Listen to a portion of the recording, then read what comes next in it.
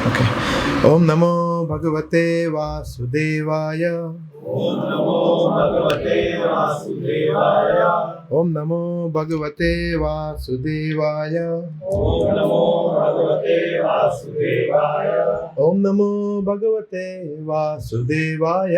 ओम नमो भगवते वासुदेवाय। ओम ज्ञानतिमिरान्धस्य ज्ञानाञ्जनशलाकया चक्षुरुन्मिलितं येन तस्मै श्रीगुरुवे नमः।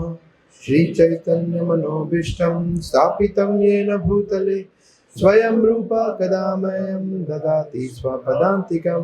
जय श्री कृष्ण चैतन्य प्रभु नित्यानंद श्री अद्वैत गदाधर श्रीवासादि गौर भक्तवृंद। हरे कृष्णा कृष्ण कृष्ण हरे हरे, हरे राम राम राम हरे हरे। हरे कृष्णा। सो बहुत बहुत स्वागत है सबका। तो अभी हमने बहुत ही सुंदर एक भजन गाया, गौरांग बोलीते हवे पुलक शरीर। तो ये भजन जो नरोत्तम दास ठाकुर एक्चुअली इन्होंने जो भी भजन लिखे हैं ना, वो सब एकदम टॉप मोस्ट क्वालिटी के भजन है, जिसमें उनका हृदय, एक आदर्श वैष्णव की मनस्थिति, क्या प्रार्थना करनी चाहिए, वो सब कुछ उन्होंने बहुत ही सुंदर तरीके से दिखाया है। सबको सुनाई दे रहा है ठीक से? वॉल्यूम ऊपर करूं? ओके। हरे कृष्णा। ओके। सो आज हम कुछ भगवत गीता से सोच रहे थे चर्चा करने के लिए, है ना। तो भगवत गीता श्लोक वाइज भगवत गीता को समझना और एक्सप्लेन करना, ये हमारी परंपरा में आता है ना। जनरली श्रीमद् भागवतम प्रभुपाद ने हमें सैंडविच फॉर्मूला दिया है, सैंडविच फॉर्मूला, जिसका मतलब है कि सुबह श्रीमद् भागवतम और इवनिंग में भगवत गीता। ये हर मंदिर में प्रभुपाद जब थे तब रेगुलरली होता था। अभी भी काफ़ी मंदिर में होता है, कुछ मंदिरों में कुछ कारणवश नहीं होता है, बट आइडियली गृहस्थ को भी ये करना चाहिए कि सुबह भागवतम श्रवण और इवनिंग में भगवत गीता। भले आप 15 मिनट के लिए पढ़ो, और फिर उस बीच में क्या करना है, सेवा। तो श्रवण, भागवतम, भगवत गीता। तो आज बहुत सुंदर अपॉर्चुनिटी है, तो इस श्लोक को हम बहुत ही अच्छी तरह से समझने का प्रयास करेंगे। तो आप लोग मेरे पीछे दोहरा सकते हैं। निर्माण मोहा जित संग दोषा, निर्वाण मोहाजित संग दोषा। अध्यात्म नित्या विनिवृत्त कामा, अध्यात्म विद्या विनिवृत्त कामा। द्वंद्वैर्विमुक्ता सुख दुख संगैर, द्वंद्वैर्मुक्ता सुख दुःख संगे। गच्छन्ति यमूढ़ा पदमव्ययं तत्। गच्छन्ति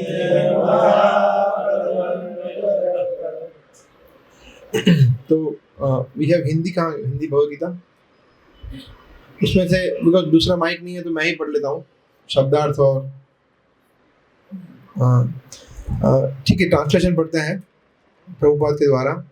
जो झूठी प्रतिष्ठा, मोह तथा कुसंगति से मुक्त है, जो शाश्वत तत्व को समझते हैं, जिन्होंने भौतिक काम को नष्ट कर दिया है, जो सुख तथा दुख के द्वंद्व से मुक्त है और जो मोह रहित होकर परम पुरुष के शरणागत होना जानते हैं, वे उस शाश्वत राज्य को प्राप्त होते हैं।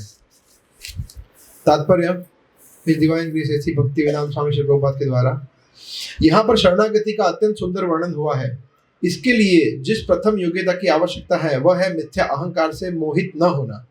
क्योंकि बद्ध जीव अपने को प्रकृति का स्वामी मानकर गर्वित रहता है, अतएव उसके लिए भगवान की शरण में जाना कठिन होता है। उसे वास्तविक ज्ञान के अनुशीलन द्वारा यह जानना चाहिए कि वह प्रकृति का स्वामी नहीं है, उसका स्वामी तो परमेश्वर है। जब मनुष्य अहंकार से उत्पन्न मोह से मुक्त हो जाता है, तभी शरणागति की प्रक्रिया प्रारंभ हो सकती है। जो व्यक्ति इस संसार में सदैव सम्मान की आशा रखता है, उसके लिए भगवान के शरणागत होना कठिन है। अहंकार तो मोह के कारण होता है, क्योंकि यद्यपि मनुष्य यहाँ आता है, कुछ काल तक रहता है और फिर चला जाता है, तो भी मूर्खतावश यह समझ बैठता है कि वह इस संसार का स्वामी है। इस तरह वह सारी परिस्थिति को जटिल बना देता है और सदैव कष्ट उठाता रहता है। सारा संसार इसी भ्रांत धारणा के अंतर्गत आगे बढ़ता है।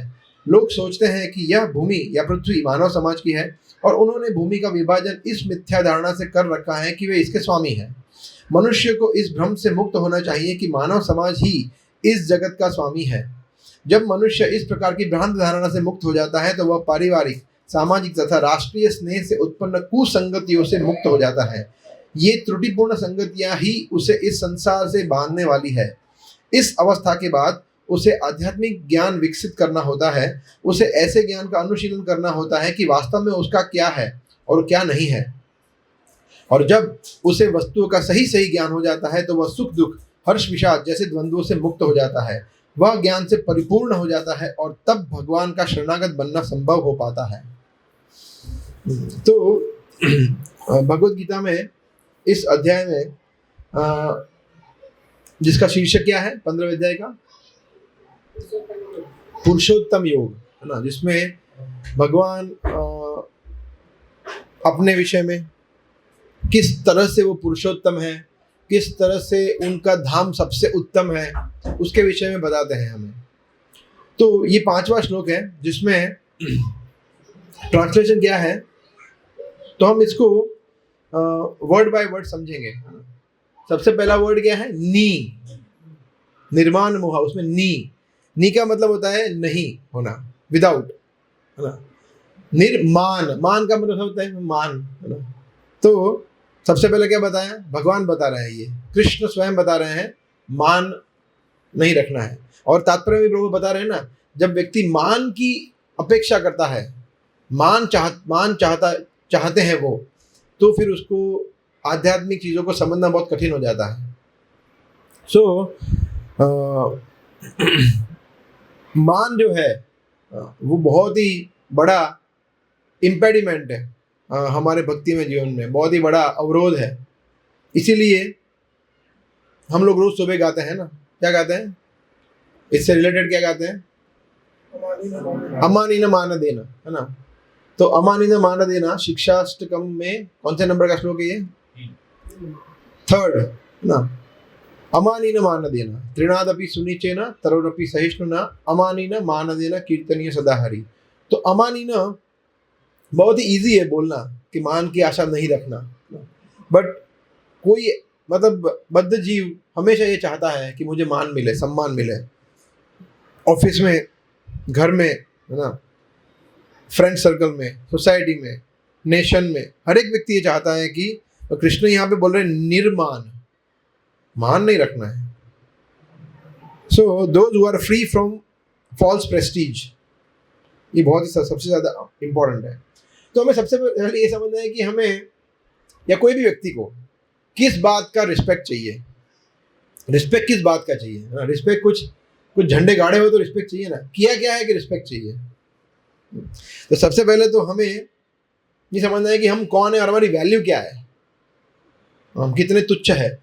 प्रभुपाद अपने लेक्चर में बताते थे कि जब व्यक्ति ये समझेगा कि मैं कितना तुच्छ हूँ, तब वो समझ पाएगा कि ये सब फिर क्वालिटीज, वैष्णव क्वालिटीज आएगी, जिसमें से एक बहुत ही मुख्य क्वालिटी है अमानीना, राइट। तो ठीक है, हम पहले बाहर वालों की बात करते हैं, फिर भक्तों की बात करते हैं। तो बाहर वाले जो हैं, जो अभी भक्ति योग में जुड़े हुए नहीं है, उनके बारे में कृष्ण ने विशेष शब्दों का प्रयोग किया है ना, उनको बहुत ही ग्लोरीफाई किया है, मूढ़ा, विमूढ़ा, ऐसा कि वो मूर्ख है, विशेष मूर्ख है, वो सबसे ज़्यादा इडियट्स है, सबसे बड़े मूर्ख है, क्योंकि वो भगवान की शरण में नहीं आए हैं, तो वो अपने जीवन को बर्बाद कर रहे हैं। तो वो तो आपको लगता है कि उनको कोई सम्मान मिलना चाहिए, वो तो बिल्कुल मान के योग्य नहीं है ना। Why should they be given respect, because उन लोगों ने तो अपना जीवन पूरा के पूरा व्यर्थ गंवा दिया है, तो उनको तो बिल्कुल नहीं मिलना चाहिए मान। अभी भक्तों की बात कर रहे हैं, तो कोई बोलता कि मगर प्रभु आप बोल रहे बात सही है, मगर चलो उन लोगों को मान, मगर हमने तो भगवान भक्ति में जुड़े हैं, माला का जप कर रहे हैं, रोज सुबह मंगला आरती कर रहे हैं, हमें तो मान मिलना चाहिए। हमारे वो आप जो बोल रहे हैं हमारे, वो बाहर वालों के लिए है, हमारे लिए ऐसा नहीं है।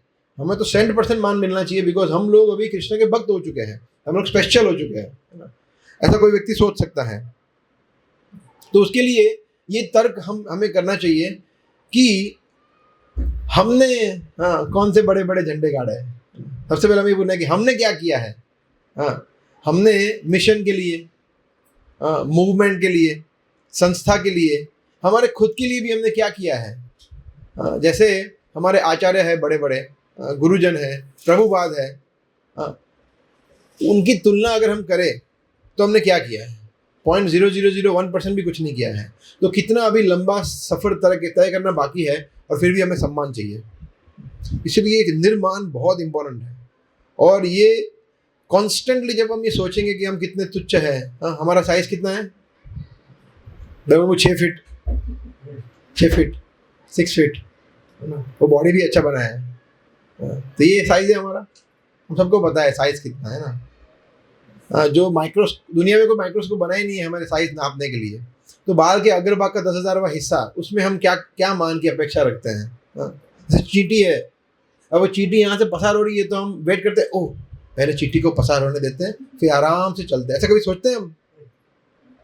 नहीं, वो हम उसको लांग के जा सकते हैं, कभी कभी गलती से उसके ऊपर पैर भी आ जाता है, तो हम उसका क्रियाक्रम करते हैं कि ओहो आज चींटी मर गई, उसको सम्मान देना चाहिए, उसको मैं अग्नि संस्कार करूँ। कुछ नहीं करते हैं ना, मान नहीं देते हम चींटी को। तो हम तो चींटी से भी छोटे हैं साइज में, चींटी तो फिर भी दिखती है, हम तो आत्मा का नाम क्या है, हमें किस बात का मान चाहिए?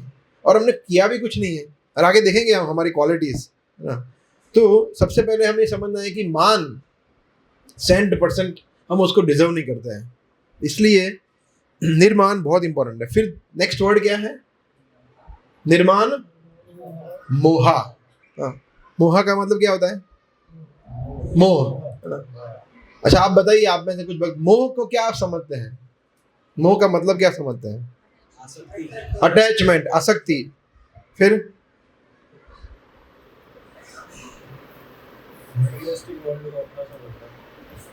हाँ, भागवतम का 558 खोल सकते हैं आप, जो इसके बाद चर्चा करेंगे 2-3 मिनट में, तब तक आप 558 भागवतम चाहे तो। हाँ क्या बोल रहे थे आप? ओके, भौतिक जगत को अपना समझना, आसक्ति, तो that is in a way very close मोह। बट इस मोह को डिफाइन भी किया है भगवान ने स्वयं, जो ये श्लोक है। मोह को हम समझते क्या है, मोह मतलब क्या है, उसको व्याख्यायित किया है, उसकी परिभाषा दी है भगवान ने स्वयं, ऋषभ देव ने। तो 5वें स्कंद में ये वर्णन आता है जब ऋषभ देव अपने 100 पुत्रों को उपदेश देते हैं, इसमें सबसे ज्येष्ठ पुत्र कौन थे?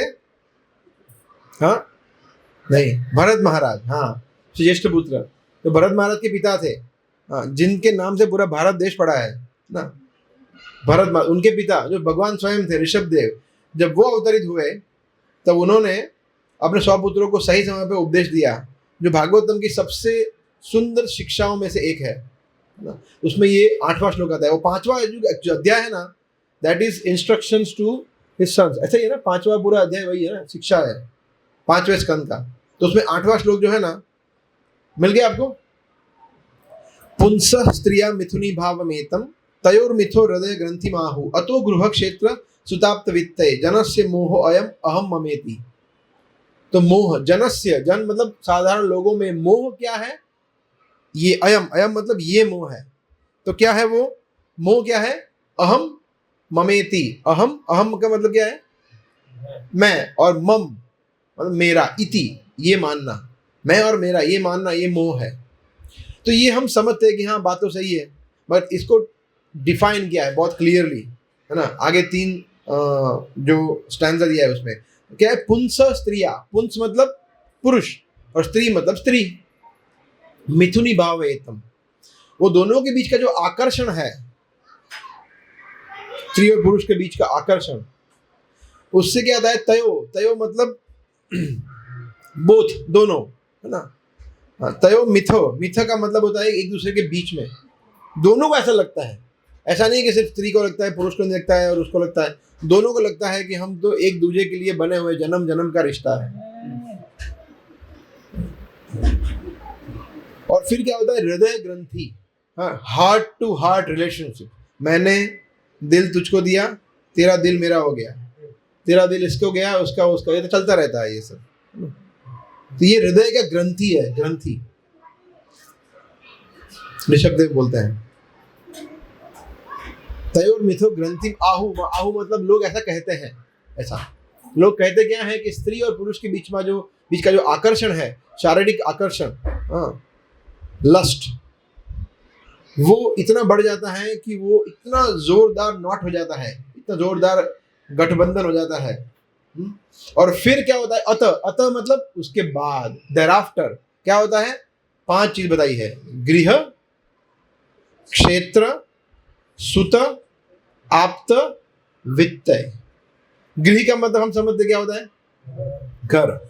गृह, क्षेत्र, कृष्ण कहता है ना गीता में 13वें अध्याय में, क्षेत्र और क्षेत्रज्ञ। क्षेत्र का मतलब ये क्षेत्र, फील्ड ऑफ एक्टिविटी, शरीर, है ना। फिर सूत का मतलब समझ सकते हैं, सूत का मतलब पुत्र, बच्चे, पुत्र पुत्रियां। आप्त का मतलब क्या होता है, अपने, है ना, एक्सटेंडेड फैमिलीज, बाप, मामा, चाचा, फूफा, ये भाई बहन, माता पिता, सब कुछ। और वित्त, धन। ये 5 चीज हमें ले डूबती है। ये 5 चीज इतना स्ट्रॉन्ग बॉन्ड बनाती है। शुरुआत कहां से होती है, अट्रैक्शन, यस, स्त्री पुरुष का आकर्षण। उससे क्या होता है, फिर हृदय की जबरदस्त ग्रंथि बन जाती है ना, कि मैं तेरे लिए हूं, तू मेरे लिए है, जन्म जन्म का रिश्ता है, 7 जन्मों का रिश्ता है, वगैरह वगैरह। फिर उसके बाद क्या होता है, नेक्स्ट स्टेप अतः, और फिर हाँ हृदय ग्रंथि, उसके बाद अतः, फिर 5 चीज आती है। जब स्त्री पुरुष एक दूसरे का भोग करते हैं, फिर क्या होता है, गृह, घर बना, घर चाहिए, घर तो चाहिए ना। फिर अपने शरीर के बारे में सोचते हैं, फिर बच्चे होते हैं, उनका परिवार होता है, फिर धन चाहिए चलाने के लिए। ये 5 चीजों में फंस जाता है। उसको कहते हैं जनस्य मोह अयम अहम ममेति। थोड़ा हमिंग हो रहा है ना, ये चलेगा थोड़ा,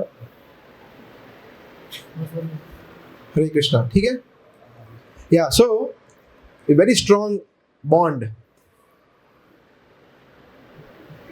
और उसकी वजह से ये सब झमेला है ना, मोह। और एक्चुअली ये मोह, कृष्ण कहते हैं निर्माण मोहा। अभी तो हमने सिर्फ, आप सोचिए 2 वर्ड लिए हैं सिर्फ, है ना, गीता के एक श्लोक के 2 वर्ड। पूरी गीता, हमारे जो सनातन धर्म है उसका सबसे प्रमुख ग्रंथ गीता, उसके 18 अध्याय में से एक अध्याय में से एक श्लोक में से सिर्फ 2 वर्ड लिए हैं, सिर्फ 2 वर्ड। कितने पावरफुल है, निर्माण और निर्मोह। ये दोनों करना है हमारे जीवन में। मान की आशा नहीं चाहिए और मोह से मुक्ति। अगर ये कर लिया तो फिर आगे कृष्ण बताते हैं क्या होगा। तो हमें गीता को इस तरह से पढ़ना चाहिए, कॉन्टेम्पलेट करना चाहिए, भक्तों से चर्चा करना चाहिए। देन फिर वो हृदय में उतरता है, हृदय की ग्रंथि टूटती है और हृदय में ये ग्रंथि जाती है। कृष्ण के प्रति ग्रंथि करनी है ना, एक दूसरे के प्रति ग्रंथि नहीं करनी है। आप लोगों को पता है मोह के बारे में बड़ी प्रसिद्ध कथा है, हाँ, जो हमारा नन अदर देन इंद्र की है। किसी को पता है? हाँ, इंद्र को एक श्राप मिला था। हाँ, उनके गुरु ने श्राप दिया था, बृहस्पति ने। बहुत सारे श्राप मिले इंद्र को, मगर उसमें से एक श्राप है ये। हाँ, उसमें कौन सी योनि में जन्म मिला था उसको? हाँ, सुअर की योनि में जन्म मिला था। किसको ये पता है? किसको किसको? कुछ लोगों को ही बताया ना, तो फिर से हम लेते हैं उसको ब्रीफ में 2 मिनट में। कि इंद्र को एक बार ऐसा हुआ, बृहस्पति का अपराध कर दिया, है ना। तो बृहस्पति ने श्राप दिया कि तुम जाओ और तुम्हें पता नहीं है किस तरह से बिहेव करना है, तुम एक काम करो, सुअर बन जाओ, हॉग, पिग। देखा है आप लोगों ने? पोरबंदर में बहुत है ना, पोरबंदर में बहुत है, वहाँ पे हम जाते हैं ना। यहाँ अहमदाबाद में थोड़े कम है, लेकिन वहाँ पे बहुत है। हो सकता है कि इंद्र का जन्म पोरबंदर में भी हुआ हो, पता नहीं। तो इंद्र को जब जन्म मिला तो इंद्र को तो मजा आ गया, बोला ये तो अच्छा है, लाइफ कुछ करना नहीं है। तो इंद्र का जब जन्म मिला तो उसके साथ साथ उसको प्रॉपरली लीगली उसको मैरिज हुआ, विवाह हुआ, डीजे वीजे किया, डांस किया, जूते वूते चुराए, सब पूरा सेरेमनी कर दिया। और फिर बच्चे भी हुए, स्कूल का एडमिशन करवाया, फीस भरा, डोनेशन किया, सब कुछ एकदम परफेक्टली। मजा आ रहा था उसको, तो बोला ये तो अच्छा है, मूवी देखने जा रहे हैं, मॉल में जा रहे हैं, मजा है इसमें। तो वो सुअर जो कि इंद्र थे, उनको मजा आ रहा था। तो फिर मगर इंद्र को जवाबदारी दी है ना, जिम्मेदारी दी है, तो इंद्र के बगैर चलेगा नहीं स्वर्ग लोग। ब्रह्मा जी को चिंता हुई, कोई जान नहीं, तो ब्रह्मा जी स्वयं गए, बोला इंद्र चलो टाइम हो गया, अभी मैं बृहस्पति को मना दिया है, तुम्हारा श्राप अभी ओवर हो गया, अभी तुम चलो वापिस काम करना है। तो वो सुअर देख रहा है ऐसा, किससे बात कर रहे? इंद्र, यहाँ पे इंद्र भी है। बोला नहीं तुमसे ही बात कर रहा हूँ, तुम ही इंद्र हो। क्या मैं इंद्र हूँ? नहीं मैं तो सुअर हूँ, देखो। नहीं। फिर ब्रह्मा जी ने उनको ज्ञान दिया है ना कि तुम इंद्र हो। तो पूरा ज्ञान पता चल गया कि मैं इंद्र हूं, फिर भी वो बोल रहे हैं इंद्र, बोला ठीक है, बट अभी देखो नेक्स्ट वीक पेंटालून में सेल आने वाला है, मैं वहां जाऊंगा। हाँ, फिर ये छावा मूवी आने वाली है ना, तो वो तो देखना पड़ेगा। राष्ट्र भक्ति, देशभक्ति जगह नहीं है, तो मूवी देखनी है। फिर उसके बाद फीफा आएगा, फिर वर्ल्ड कप आएगा, मैं विराट कोहली सेंचुरी मारेगा, कितने सारे चीज़ें है, ऐसे थोड़ी जा सकता हूँ। बच्चों की शादी करवानी है, एडमिशन लगवाना है, उसको जेई, कौन सी एग्जाम होती है, जेई नेट नीट एग्जाम दिलवानी है, बोला सॉरी। सोचिए, उसको मजा आ रहा था वो मल खाने में। क्या करता है वो स्टूअर, क्या करता है, क्या खाता है, मल खाता है, स्टूल। एंड इंद्र रिजेक्टेड, बोला नहीं नहीं, अपने को मजा आ रहा है यहाँ पे। तो इतना स्ट्रॉन्ग ग्रंथि है कि इंद्र भी वो भूल गए। तो हमने थोड़ा लाइटर नोट पे लिया, बट ये बहुत सीरियस मैसेज है ना, कि हम लोग समझ नहीं पाते। भगवान आते हैं, पृथ्वी पे आते हैं। हाँ, सोचिए आप वैकुंठ छोड़ के, गोलोक वृंदावन छोड़ के, उनको पृथ्वी आने की क्या जरूरत है उनको आने की। हाँ, वो तो चाहे तो इच्छा से सब कुछ कर सकते हैं, फिर भी वो अपने हमारे लिए आते हैं। हाँ, और कितने सारे अवतार धारण करते हैं। वो तो आते हैं ठीक है, उसके साथ साथ हमारे लिए गीता छोड़ जाते हैं। वो तो ठीक है, उनके भक्तों को भेजते हैं, प्रभुपाद को भेजते हैं, भक्तिविनोद ठाकुर को भेजते हैं, सब आचार्य को भेजते हैं, हमारे गुरुजनों को भेजते हैं, इस्कॉन संस्था है, हमारा सब कुछ है, फिर भी हम इस ग्रंथि को तोड़ नहीं पाते हैं, क्योंकि हम समझ नहीं पाते हैं। हम इंद्र से कोई ज़्यादा महान थोड़ी है, इंद्र से भी गए गुजरे हम तो। इंद्र तो फिर भी मान गया ब्रह्मा जी की बात, चला गया, मगर हम मानने को तैयार ही नहीं है कि नहीं, हम यहाँ पे खुश है, मज़ा आ रहा है। हाँ? बच्चों को मज़ा करा रहे हैं, हम मज़ा कर रहे हैं, मूवीज़ देख रहे हैं, ये that is more very strong attachment. मैं अभी एक बार बता रहा था एक क्लास में कि एक्चुअली क्या होता है कि हमारे जो जनरली अगर जो भक्त नहीं है वो क्या सोचेगा कि उसका वेल विशर कौन है उसके जीवन में, कौन सोचेगा बोलिए, भगवान को छोड़ के। अभी आप शास्त्र से उदाहरण मत बताना, कौन, घर वाले मतलब माता पिता, फिर पत्नी, पति, बच्चे, ये क्लोज ये वेल विशर मानते हैं ना। एक्चुअली ये बिल्कुल गलत है, वो हमारे शत्रु है। एक्चुअली वो सबसे बड़ा शत्रु है ना। भाई आपको झटका लग सकता है, कैसे, मैं बताता हूँ कैसे। जब एक व्यक्ति की मृत्यु होती है, आप ध्यान से सुनना, वेरी वेरी लॉजिकल, आप समझ जाएंगे तुरंत। मृत्यु होती है तो मृत्यु के बाद सबसे उसके लिए श्रेष्ठ कर क्या है, सबसे बेस्ट चीज क्या है मृत्यु के बाद? हाँ, भगवान के धाम जाना, हाँ, उसको अच्छी गति प्राप्त होना और उसको फिर से जन्म नहीं मिलना। बट वो उसके परिवार वाले मेक श्योर करते हैं कि हॉस्पिटल बेड पे है तो बेटा, हाँ, पिंटू कहाँ है, पिंटू को ले गया, पिंटू देखो पापा जा रहे हैं, पापा जाते जाते पिंटू को देख के चले जाएंगे। मतलब वो जा रहे हैं, वो मेक श्योर करेंगे कि वो वापस जन्म ले, मेक श्योर करेंगे कि वो अपने अपने फैमिली को भूले नहीं, अटैच रहे, आसक्ति कम ना हो, मोह में पड़े और बार बार जन्म के चक्कर में फंसे। तो ये शत्रु है या मित्र है? सोचिए, सबसे बड़ा शत्रु है। अगर परिवार वैष्णव नहीं है, भक्त नहीं है, तो उनकी बात चल रही है। इसीलिए परिवार में कर्तव्य क्या है कि एक दूसरे को कृष्ण देना। अगर वो नहीं कर रहे तो हम सबसे बड़ी हानि कर रहे हैं परिवार की। और ऐसा हो रहा है कि नहीं, मैं बोल रहा हूँ हॉस्पिटल में ऐसा नहीं होता है ना। बोलो एक बार चले गए, एक बार किसी का मुंह भी नहीं देखा, बोलो अच्छा किया नहीं देखा वो। हाँ, उसमें क्या अच्छा था, आपका मुंह देख के कहाँ मुंह, मतलब उनकी अच्छी गति होने वाली थी, अधोगति होने वाली थी। तो ये समझते नहीं है लोग, अनफॉर्चुनेटली। लोगों को पता नहीं है स्वार्थ क्या है। एक्चुअली स्वार्थ क्या है? स्व अर्थ। हमारा शब्द क्या है? न ते विदु स्वार्थ गतिम ही विष्णुम।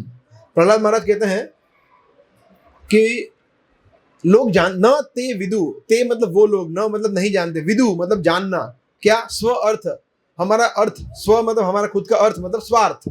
स्वार्थ मतलब कोई बुरी चीज नहीं है, स्वार्थ मतलब खुद का हित जानना, खुद का हित, उसको स्वार्थ बोलते हैं। मगर मटेरियल वर्ल्ड में स्वार्थ को इतना खराब कर दिया है, तो स्वार्थ को नेगेटिव लेते हैं। स्वार्थ का मतलब पॉजिटिव है। स्व अर्थ, मेरा हित क्या है ये जानना हमारा हक है या नहीं है मेरा, तो वो स्वार्थ क्या है? विष्णुम गतिम ही विष्णुम, स्वार्थ गतिम ही विष्णुम।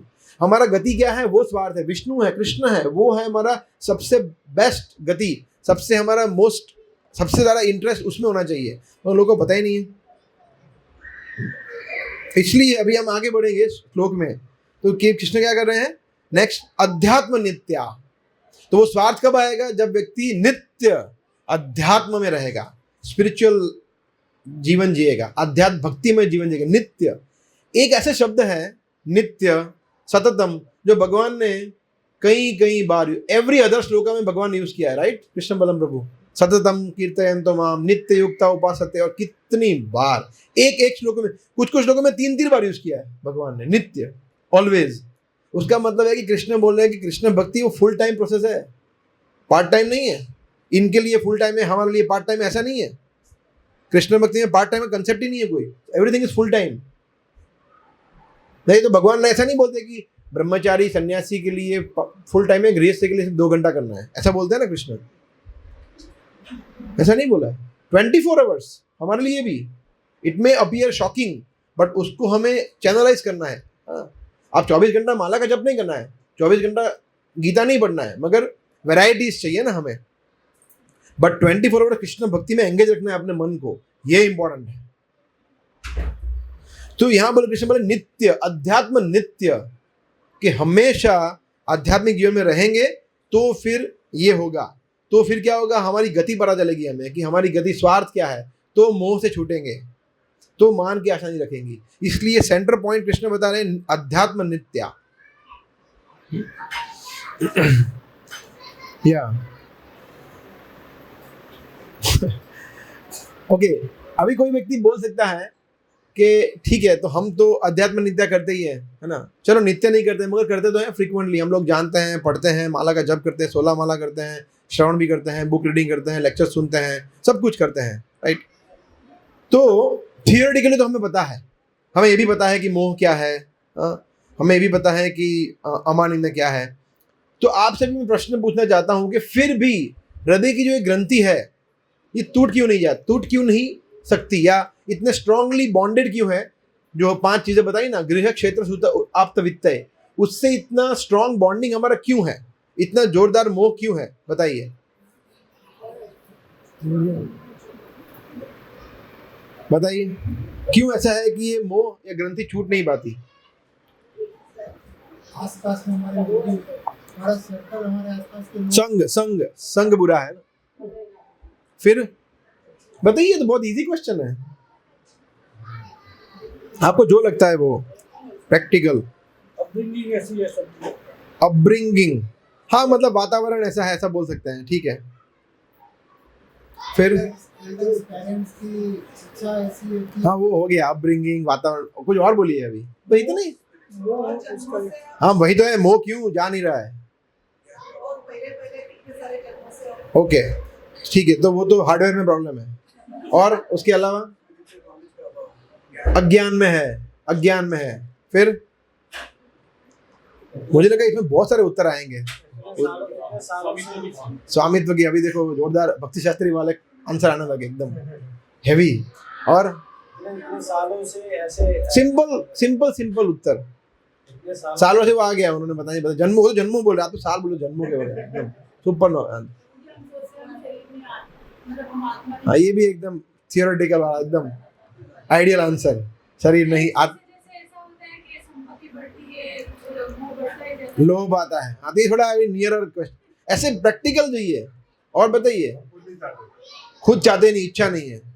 फिर अटैचमेंट है अपने, अटैचमेंट, हाँ ये थोड़ा नजदीक आ रहा है। भगवान ऑलरेडी उत्तर बता दिया है यहाँ पे।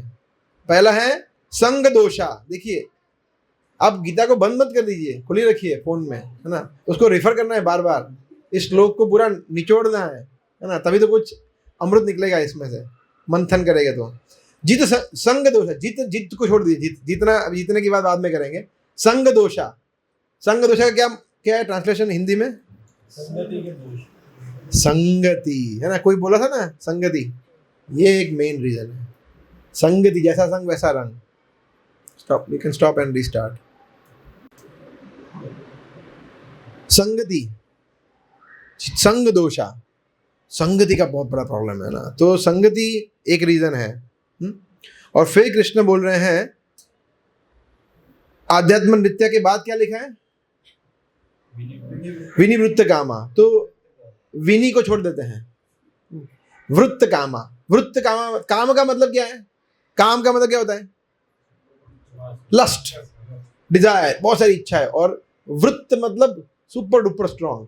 विनिवृत्त का मतलब छोड़ देना है, मगर वो नेगेटिव है, अपने उसको स्ट्रॉन्ग अटैचमेंट। तो वृत्त काम, वृत्ति बोलते हैं ना, वृत्ति, टेंडेंसी, वृत्ति। तो वृत्त काम, टेंडेंसी टू डिजायर। जो आपने बोला, आपने क्या बोला था? प्रोप्राइटरशिप बोला था या एंजॉयरशिप और कंट्रोलरशिप, है ना? तो ये बहुत ज्यादा इंपॉर्टेंट है। तो ये दो रीजन मुख्य तौर पर अभी हम चर्चा की, जो कृष्ण स्वयं बता रहे हैं, कृष्ण उत्तर भी बता ही रहे हैं इसमें, कि दो कारण से व्यक्ति का मोह जाता नहीं है। कृष्ण ने यहाँ पॉजिटिव पॉइंट में बताया है कि ये करेंगे, ये करेंगे, ये करेंगे, ये करेंगे तो मेरे धाम में वापिस आएंगे। यहाँ कृष्ण ये बोल रहे हैं ना, पद गच्छन्ति पदम अव्ययम यत्, जो मेरा परम पद है वहां पे आप आएंगे। ये करेंगे तो, और नहीं करेंगे तो नहीं आएंगे। तो हम अभी वो पहले वो देख रहे हैं कि दोष क्या है। सबसे पहले प्रॉब्लम क्या है? संग दोषा। संग दोषा में क्या आता है? 3 मोड्स ऑफ मटेरियल नेचर, है ना, जिसका हम संग करते हैं रोज, सत्वगुण, रजोगुण, तमोगुण का, है ना। और उसकी वजह से हम उपरी अध, भागवत में श्लोक आता है, यस्येव प्रयतेत कोविद, यस्येत कोविद, यस्येत प्रयतेत कोविद न लभ्यते यम उपरी अध। Anyway, I am forgetting the shloka, but वो भागवत में बताया गया है कि व्यक्ति को ऐसे पद के लिए प्रयास करना चाहिए जिसको वो ऊपरी अध, ऊपरी का मतलब क्या था? ऊपर जाना, और अध मतलब नीचे जाना। तो ऊपर, हमारे से ऊपर कौन सा लोक है? वृंदावन, गोलोक वृंदावन, उसके बीच में। हाँ, हमारे हम भूलोक पे, इसके ऊपर थे भूवर लोक। ये आप लोगों को पता होना चाहिए अभी, 14 लोक नाम पता होना चाहिए। हमने देखा कि ऊपरी अध, ऊपर से, तो सत्वगुण, रजोगुण, तमोगुण, हम एक में नहीं रहते हैं। हाँ, तो दैट इज संग दोषा।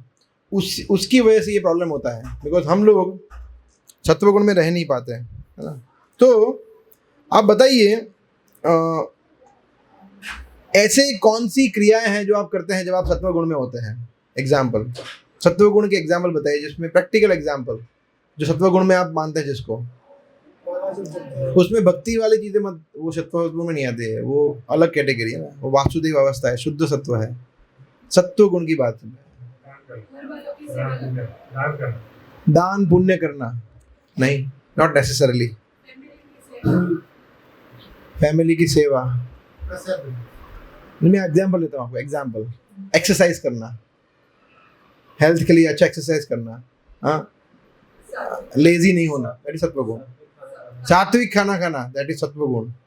फिर सत्य बोलना, या सत्य बोलना, दैट इज सत्वगुण। अच्छे लोगों का साथ करना, हाँ, अच्छे का डेफिनेशन पता नहीं है अपने को, बट ठीक है। फिर सुबह जल्दी उठना, सेल्फ रिस्पेक्ट या self ego, I don't think so. हाँ, विनम्र रहना, अच्छी पॉजिटिव क्वालिटी डेवलप करना, है ना, जो हमारे लिए अच्छी है। फिर सब सुबह जल्दी उठना, हाँ, हेल्थ के बारे में ध्यान रखना, अच्छा खाना खाना, राइट। फिर झूठ नहीं बोलना, क्लीनलीनेस, वेरी गुड, प्रॉपरली स्नान करना, 2 बार 3 बार स्नान करना, क्लीन रहना, राइट। फिर अपने कर्तव्य को अच्छी तरह से निभाना, है ना। हाँ, फिर वो बोलते हैं ना, प्रोक्रास्टिनेशन नहीं करना, चीज़ों को टालना नहीं, राइट। तो हाँ, रिएक्शन, ठंडे रहना, गुस्सा नहीं करना। हमारे दुश्मन को जाकर सॉरी, ये ज़्यादा हो गया थोड़ा, दुश्मन को जाकर सॉरी करना, वो सब रियलाइज करना। बट कहने का मतलब क्या है, जो 4 नियम हम फॉलो करते हैं ना, वो किस में आता है? सत्वगुण, रजोगुण, तमोगुण या शुद्ध सत्व में? हाँ, शुद्ध सत्व में, भक्ति में है, सत्वगुण है। 4 नियमों को फॉलो करना, उससे भक्त नहीं बनते हम। हाँ, यस, उससे मनुष्य बनते हैं। 4 नियमों को फॉलो करने से भक्त नहीं बनते हैं, बाय द वे। 4 नियम फॉलो मतलब हम भक्ति लोग में लगे नहीं, 4 नियम का फॉलो नहीं करते हैं तो फिर क्या है, वो अभी हमें सोचना है ना। पशु के तुल्य है ना, अगर 4 नियम नहीं फॉलो कर रहे हैं तो। 4 नियम फॉलो कर रहे हैं तो हम मनुष्य बनते हैं। नशा नहीं करना, मांसाहार नहीं करना, और जो 4 नियम है वो, ठीक है। अगर वो तोड़ते हैं तो हम मनुष्य से भी गिरे हुए हैं, ऐसा। जब व्यक्ति श्रवण कीर्तन में जुड़ता है तब भक्ति शुरू होती है, वरना 4 नियम will make us on a, मनुष्य तो है मगर वो सत्वगुणी मनुष्य है। फिर वो व्यक्ति सत्वगुण प्लेटफॉर्म पे है, अभी मैं नेक्स्ट वीक एक वीडियो रिलीज करने वाला हूँ, भक्ति का टेक ऑफ। मेरे गुरु महाराज को लेक्चर बता रहे थे, उससे मैंने बनाया हुआ है। उसमें सत्वगुण, रजोगुण, तमोगुण की बात की, सत्वगुण से कैसे हम भक्ति में टेक ऑफ कर सकते हैं उसके ऊपर है। सो सत्वगुण जो है ना वो हमें भक्ति के लिए योग्य बनाता है। तो मैंने बहुत बार, अभी मैंने 2-3 बार हिज ग्रेस मदन मोहन प्रभु का लेक्चर सुन रहा था, उसमें वो बता रहे थे, एक बार हम भी बताया था, हमें एड्रेस किया था तब कि हम सत्वगुण के आए बगैर भक्ति कर ही नहीं सकते। रजोगुणी या तमोगुणी भक्ति कृष्ण एक्सेप्ट नहीं करेंगे कि भक्ति कर रहे हैं मगर बहुत गुस्सा कर रहे हैं, प्रजल्प कर रहे हैं, प्लानिंग कर रहे हैं, पॉलिटिक्स कर रहे हैं, डिसीट कर रहे हैं, छल कर रहे हैं, झूठ बोल रहे हैं, लेजी है, तो ये थोड़ी कोई भक्त ऐसा होता है। तो पहले हमने जो भी बताया ना, बहुत सारी चीजें, सत्य बोलना, क्लीन रहना, वो भक्त ऐसा होता है। सत्वगुणी हमें पता नहीं कि हम कैसे, हमें क्या लगता है हम इल्यूजन में होते हैं कि हम तो माला का जप कर रहे हैं मतलब अभी भक्त हो गए। नहीं, रजोगुणी तमोगुणी में तो भक्त नहीं है। सत्वगुण में रहेंगे कंटिन्यूअसली तो हम भक्ति में आगे बढ़ पाएंगे, तो हम भक्त कहलाने के योग्य रहेंगे, वरना रजोगुणी सत्वगुणी भक्त नहीं। तो ये जित संग दोषा, इसको जीतना है, कृष्ण कह रहे हैं संग के दोष को। तो कृष्ण यहां बता रहे सत्वगुण में आना है। सत्वगुण में आने के बाद फिर अध्यात्म नित्या, फिर हमेशा भक्ति में लगे रहना है, तब मेरे धाम आएंगे। तो जित संग के दोष को जीता नहीं है, रजोगुण तमोगुण को अगर हमने पे जीत हासिल नहीं की है, तो इम्पॉसिबल टू एडवांस इन भक्ति, इम्पॉसिबल सत्वगुण में आए बगैर। और ऐसा नहीं है कि ये एक दिन में हो जाएगा, बट उसके लिए हमें कॉन्शियसली प्रयास, हम सभी में रजोगुण तमोगुण है ही, कोई ऐसा नहीं है। इसलिए पहले ही सबसे बोला, हमने पहले ही बताया कि हम सभी में तीनों गुण है, परंतु धीरे धीरे रजोगुण तमोगुण को बाय बाय बोलना पड़ेगा और सत्वगुण को अपनाना पड़ेगा। और उसके लिए ऐसे भक्तों का संग करना पड़ेगा जो एकदम अच्छे सत्वगुण में ज़्यादा रहते हैं, है ना। तो that will keep us in सत्वगुणा, in the mode of goodness. और फिर नेक्स्ट इज वृत्त कामा, सेकंड दोष है ना जिसकी वजह से मोह में पड़ते हैं, वो क्या है, एक संग दोषा, दूसरा हमने लिखा कामा, लस्ट, डिजायर, वृत्त कामा, है ना। तो सबसे पहले तो हम लस्ट की बात करते हैं ना,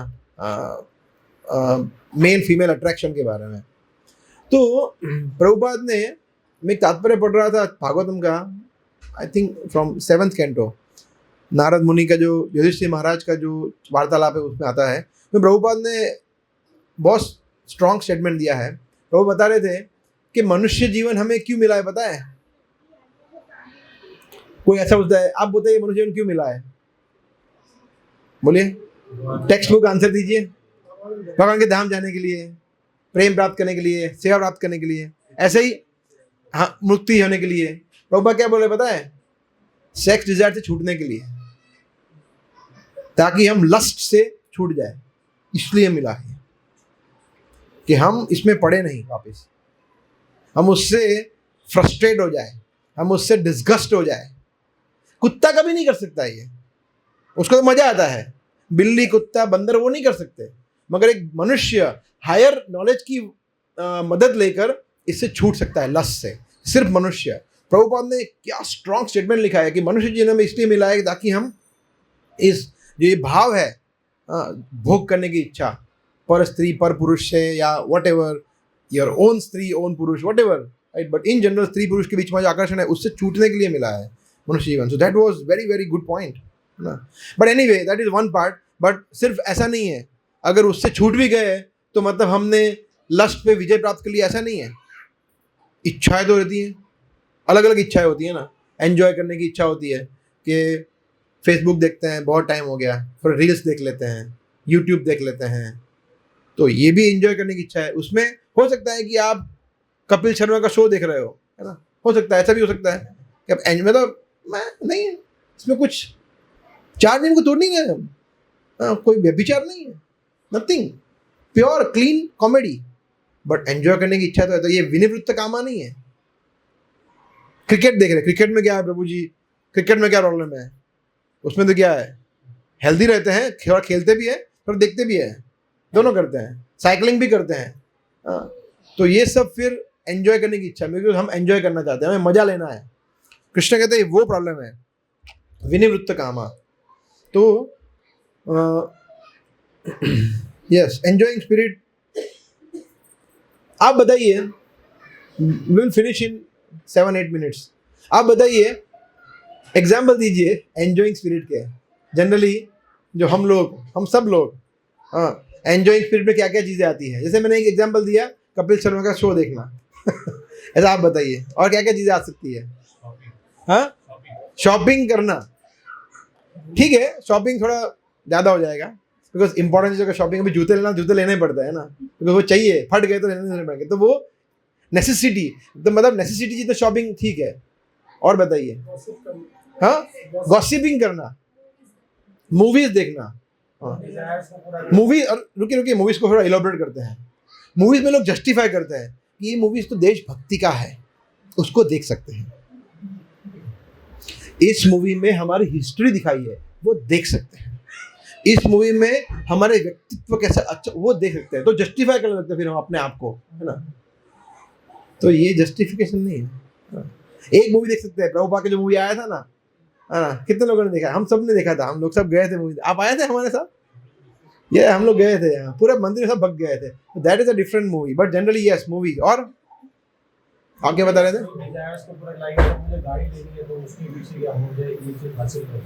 नहीं, स्पेसिफिक बताइए, स्पेसिफिक। एक जैसे मूवी बहुत स्पेसिफिक है। मॉल्स में घूमने जाना, मतलब मजा आया है, जाएंगे थोड़ा, वो वहाँ परफ्यूम की दुकान पे जाएंगे, 2-3 परफ्यूम डाल देंगे, स्मेल करेंगे, मजा आएगा, ऐसा ही कुछ। फिर वैकेशन मनाने जाना, हिल स्टेशन पे। क्यों? बोला रिलैक्स करना है, बोला माउंट आबू जाएंगे। और क्या होता है? लोनावाला भी हिल स्टेशन है, लोनावाला, ऐसे सब। हाँ, फिर रेस्टोरेंट में खाना खाने जाना, ये बात सही बात है। हाँ, मतलब हमारे मतलब जो वो पिज़्ज़ा बनाते, पिज़्ज़ा हट वाले, हम नहीं बनाते, तुम्हें बनाना नहीं आता, वहाँ पे मज़ा आता है, टेस्ट अच्छा रहता है ना, टेस्ट के लिए। भले ही वो जिसने बनाया है, वो कौन बना रहा है, क्या चितना है, कोई फर्क नहीं पड़ता है, आने दो। विषय इला अन्न खाइले मलिन होय मन। तेजस्वी ने बताया है कि अगर कोई व्यक्ति विषयी है, कर्मी है, उसके हाथ से बनाया हुआ खाना खाए, है ना। इसलिए आप देखते हैं जो बहुत स्ट्रांग डिवोटी होते हैं ना, है ना, जो एकदम पक्के वाले, वो ऐसे भक्तों के हाथ का खाना भी नहीं खाते हैं जिन्होंने जो 16 माला नहीं करते हैं, तो 4 नियमों का पालन नहीं करते हैं। वो एकदम एक्चुअली ऐसा होना चाहिए। बट ठीक है, बट आइडियली एटलीस्ट हमें तो ये करना चाहिए कि हम एटलीस्ट जिसने बनाया है, ठीक है, आप बाहर जा रहे हो, फ्रूट खा लिया, जूस पी लिया, वो इट इज ओके, रॉ चीज़ है, मगर कुक किया हुआ खा रहे हैं, और वो व्यक्ति जो जिसको कृष्ण भक्ति दूर दूर तक पता ही नहीं है, उसके हाथ से बना हुआ खाया, मतलब वो जो सोच रहा है वो सब हम भी सोचेंगे फिर। बोले प्रभु जी मज़ा नहीं आ रहा है, प्यूरिफिकेशन नहीं हो रहा है, रुचि नहीं आ रही, हरिनाम में कहाँ से आएगी, सब दुनिया भर का कचरा तो खा रहे हैं हम। तो ये एक एंजॉइंग स्पिरिट है। गुड पॉइंट, रेस्टोरेंट में खाना खाने जाना। और हाँ, वीकेंड पे घूमने जाना, ठीक है।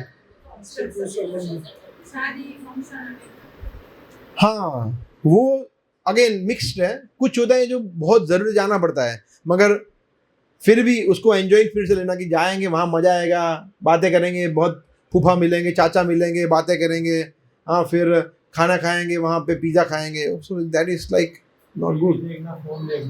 Phone, TV, social media, overall social media, yes. तो ठीक है, अभी ज़्यादा नहीं लेंगे हम। तो ये सब काम में आता है। इससे कृष्ण कहते हैं विनिवृत्त कामा, इससे मुक्त होना है। और ये जब होगा तब क्या होगा? कृष्ण बोलते हैं द्वंद्वेर विमुक्ता। फिर व्यक्ति द्वंद्व से मुक्त हो जाएगा। द्वंद्व का मतलब क्या होता है? प्रभुपाद तात्पर्य में लिखा है, नहीं द्वंद्व नहीं, द्वंद्व मतलब ड्युअलिटी, दोनों चीज। जैसे एग्जाम्पल, दिन और रात, सुख दुख, यश अपयश, लाभ हानि, स्त्री पुरुष, ठंडा गर्म, सर्दी गर्मी, इसको द्वंद्व बोलते हैं ना, दो चीज होती है ना। तो यहाँ पे द्वंद्व है सब जगह पे, उससे ऊपर उठना है। भगवान के धाम में द्वंद्व नहीं है, वहाँ पे सब कुछ एब्सोल्यूट है, एक ही चीज है, उसका रिवर्स कुछ है ही नहीं। सुख ही है, दुख है ही नहीं, ज्ञान ही है, अज्ञान नहीं है, प्रकाश ही है, अंधकार है ही नहीं। ऐसा तो ऐसा हमने सोचा भी नहीं है। ऐसा कभी हो सकता है क्या? हो सकता है, हमें नहीं पता है, मगर एब्सोल्यूट वर्ल्ड में, इसको उससे बोलते हैं एब्सोल्यूट वर्ल्ड। ये है रिलेटिव वर्ल्ड। यहाँ पे हर एक चीज़ का दूसरा पासा भी आपको मिलेगा, इसलिए इसको बोलते हैं रिफ्लेक्शन। फर्स्ट श्लोक में आता है 15वें अध्याय में, जो वृक्ष का उदाहरण दिया है वो। तो इसीलिए हमें द्वंद्व से मुक्त होना है ना। कभी कभी लोग भक्ति में भी ऐसा करते हैं, है ना।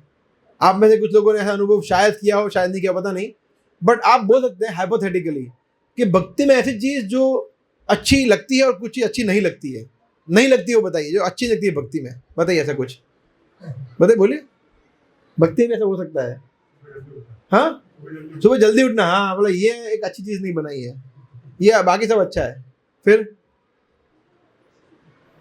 बोले ये बुक पकड़ा देते हैं ना, बोला लो जाओ डिस्ट्रीब्यूट करो, तो कैसे करूँ, ये अच्छा नहीं, बाकी सब अच्छा है। और प्याज लहसुन ने क्या बिगाड़ा है बेचारे, उन्होंने आपको क्या बिगाड़ा है, क्यों मना कर रहे हो।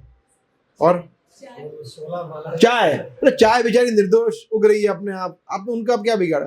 16 माला में क्या रखा है, मन से होना चाहिए, ऐसे काउंटिंग बाउंडिंग ये सब नहीं होना चाहिए। मन से 24 आवर्स करूंगा मैं, कृष्ण कृष्ण कृष्ण कृष्ण कृष्ण चले रहेगा मन में।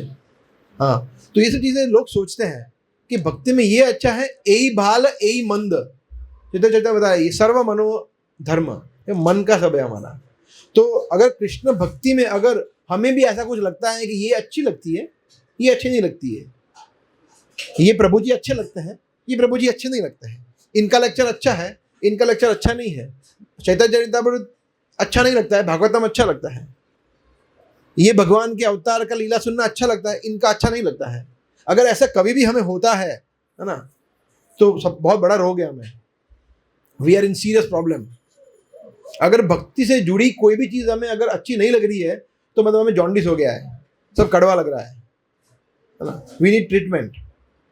क्योंकि प्रभुपाद उदाहरण देते थे कि ये जो भक्ति है वो हनी, शहद उसकी बॉटल की तरह है ना। हनी को आप यहाँ से चाटोगे, यहाँ से टेस्ट करोगे कि कैसा लगेगा, कड़वा लगेगा, यहाँ से कड़वा, यहाँ से मीठा, ऐसा होगा, सब जगह से मीठा होता है ना। Prabhupada used to give this example, Srimad Bhagavatam is like this nectar.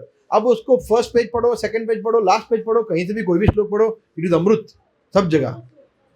तो ये बोलना कि देखो मुझे तो दामोदर लीला अच्छी लगती है, ये बरादेव का स्टोरी थोड़ा ठीक है बोरिंग है, या फिर ये देवहूति का सेक्शन जो है वो बहुत इंस्ट्रक्टिव है, या फिर ये जो वंशावली है ये मतलब क्या मतलब थोड़ा बोरिंग है, ये बहुत बड़ा अपराध है एक्चुअली। तो ये हमें समझना है, तो इससे भी ऊपर उठना है। ये द्वंद्व है, तो द्वंद्व सिर्फ भौतिक जगत में नहीं रहता है, यहाँ पे भी भक्ति में भी द्वंद्व, माया हमें छोड़ती नहीं है भक्ति में आने के बाद भी, राइट। सो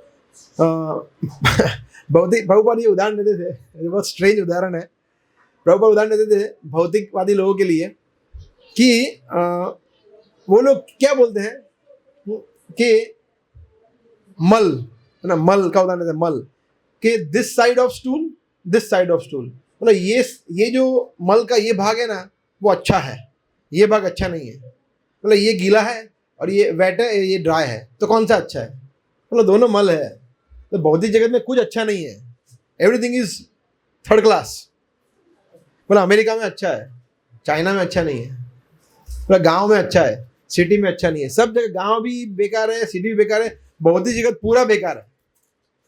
इसकी वाइफ अच्छी है, मेरी वाइफ अच्छी नहीं है, मुझे छोले भटूरे अच्छे लगते हैं, ये सर भाई कुछ अच्छा नहीं है। जहां तक कृष्ण नहीं है एवरीथिंग इज जीरो।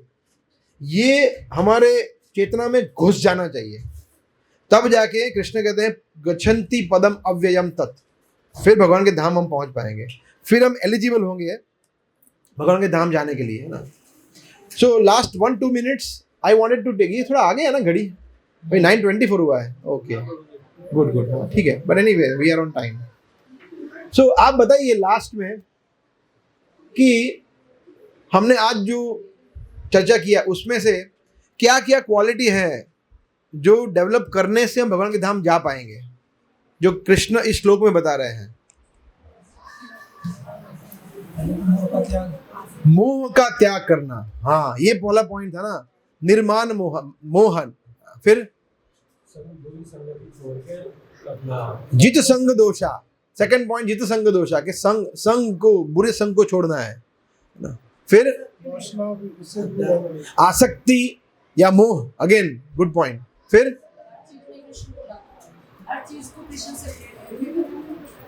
ठीक है, ओके और काम वासना से दूर रहना। हाँ काम वासना से दूर रहना। हाँ, विनिवृत्त कामा, काम वासना को छोड़ना है। इस श्लोक में क्या बताया ना, ऐसे तो बहुत सारी चीजें हैं ना, बट इस श्लोक से क्या हम सीखे? तो पहले बोला कि मोह नहीं, आसक्ति नहीं, फिर जित संग दोषा, हाँ, बुरे संग का त्याग करना है, सत्वगुण, फिर दूसरा क्या बताया था हमने? सत्वगुण में आना है, सत्वगुण में आना है ना, रजोगुण तमोगुण से, फिर लस्ट, विनिवृत्त कामा, और प्रतिष्ठा, मान की आशा नहीं रखनी है। इतने पॉइंट चर्चा किए ना हमने, और कोई बच गया? द्वंद्व, द्वंद्व से मुक्त होना है। तो ये 5-6 पॉइंट कितने सुंदर पॉइंट है ना। तो हमें ऐसे चर्निंग करना चाहिए भगवद गीता। कोई भी शास्त्र पढ़ रहे हैं हम, चाहे वो चैतन्य चरितामृत हो, भागवतम हो या गीता हो, उसको हमें ऐसे पढ़ना चाहिए। भक्तों के संग में जब पढ़ेंगे तो उसका चर्निंग होगा, बहुत सारे पॉइंट निकलेंगे, है ना। सो वी नीड, तो भगवद गीता में कृष्ण ने पूरा अमृत दिया है, तो भगवान इसमें रहस्य बता रहे हैं कि अगर आपको मेरे धाम आना है तो ये है ना। तो हमें प्रयास करना चाहिए इस चीज़ों का। निर्मान मोहा, सबसे पहले मान की आशा नहीं रखनी है, मोह से धीरे धीरे छूटना है। उसका देखिए, मोह छूटने का, वैसे एक बार हरेश में बता रहे थे ना एक बार लेक्चर में, कि हमें 2 चीज़ें होती है, एक होता है इनसेंसिटिव, दूसरा क्या होता है? इनडिफरेंट। Insensitive, indifferent. हाँ, तो हमें क्या बनना है? इनसेंसिटिव बनना है, इनडिफरेंट बनना है, क्या बनना है? और एग्जैक्टली वो बता रहे थे, अफेक्शन, और दूसरा क्या था? एक होता है अफेक्शन, एक होता है अटैचमेंट। याद है आपको? कहीं सुना है आपने लेक्चर में, है ना? अगर आप श्रुतिधर नहीं है तो लिखना चाहिए, है ना, पॉइंट बनाना चाहिए। तो अफेक्शन, अटैचमेंट, दोनों में से क्या अच्छा है? अफेक्शन अच्छा है। तो उसका मतलब ये नहीं कि मोह से छूटना मतलब अभी कल से वाइफ को तो जो करना कर, मैं अभी मुझे मोह नहीं रखना तेरे से, ज़्यादा भी थोड़ा दूर रहे, नजदीक मत आ, और छोले भटूरे अपने पास रख, मुझे नहीं चाहिए। ऐसा नहीं करना है। अफेक्शन चाहिए बच्चों के प्रति, मगर अटैचमेंट नहीं होना है। स्ट्रॉन्ग आसक्ति होगी तो प्रॉब्लम होगा। हाँ, अफेक्शन चाहिए, तो अफेक्शनेट होना है, अटैच नहीं होना है, ठीक है। तो हमें देखा निर्माण मोहा, फिर चित्त संग दोषा, फिर एक और पॉइंट रह गया, नेक्स्ट वर्ड है अध्यात्म नित्या। अध्यात्म नित्या, हमेशा 24 वर्ष भक्ति के अंदर लीन, वो रह गया ना, इंपॉर्टेंट पॉइंट है। फिर है विनिवृत्त कामा, फिर है द्वंद्वेर विमुक्ता, सुख दुख संगेर, गच्छन्ति अमूढ़ा। अमूढ़ा मतलब, मूढ़ा का मतलब क्या होता है? मूर्ख, और अमूढ़ा मतलब नहीं, वो विमूढ़ा होता है, अमूढ़ा नहीं। मतलब negative. Negative of negative is positive, है ना। सब मूर्ख, और नहीं है मूर्ख, जो बुद्धिशाली है उसको बोलते हैं अमूढ़ा। वो होता है विमूढ़ा, स्पेशल मूर्ख, वो विमूढ़ा है, उसमें गलती मत करना। तो अमूढ़ा मतलब गच्छन्ति अमूढ़ा, पदम अव्ययम तत्, वो मेरे पदम, परम पद है, अव्यय है, जो अविनाशी है। और नेक्स्ट श्लोक में कृष्ण बता रहे हैं वो कौन सा पद है, फेमस श्लोक, यद गत्वा न निवर्तन्ते तद्धाम परमम, वो नेक्स्ट श्लोक में बता देंगे, छोटे श्लोक में। तो इस श्लोक से हम ये सीखते हैं कि किस तरह से हम भगवान के धाम जा सकते हैं, इस क्वालिटी इसको कल्टीवेट करते हुए। Okay, so I would like to ask Haresh also to add something. Oh sorry, I am really sorry. Can you transfer, ऐसे कर सकते हो उसको? हरे कृष्णा।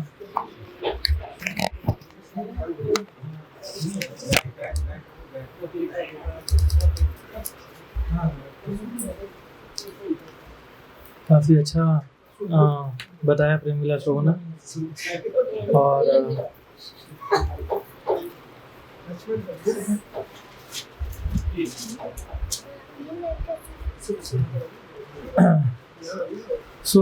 ये श्लोक बहुत महत्वपूर्ण श्लोक है गीता का, और उन्होंने काफ़ी अच्छे से एक्सप्लेन किया हर एक चीज़ों को, और काफ़ी कम समय में काफ़ी अच्छा उन्होंने कवर किया ऑलमोस्ट सारे points.